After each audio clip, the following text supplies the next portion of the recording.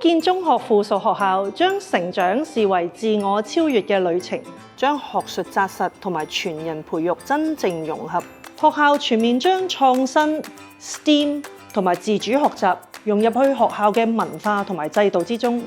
而 STEAM 更加係全面融入咗去各科嘅課程裡面。透過參與唔同嘅工程學、設計同埋科技學習等嘅課堂活動，培養學生喺瞬息萬變嘅世界入面面對同埋解決各項挑戰嘅必須技能，亦都鼓勵學生自主學習，將學習嘅主導權交翻俾學生。例如喺福富研究所裏面，學生可以從生活、語言、藝術、體育、科技、經濟6大領域嘅微型社會，自己選擇想學習嘅科目，而且活動嘅種類多元，不同個性嘅小朋友都可以揾到自己嘅舞台，俾學生喺真實體驗入面鍛鍊抗逆力、解難力同埋承擔精神，建立自信同埋成就感。學校亦都為學生打造沉浸式嘅語言環境，全英語授課，中文科以普通話教授，校園變成跨文化溝通嘅練習場，提升溝通能力同埋國際視野。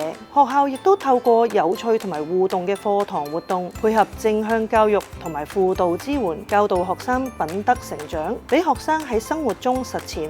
培育學生成為才德兼備、能夠自信應對未來嘅自我領導者。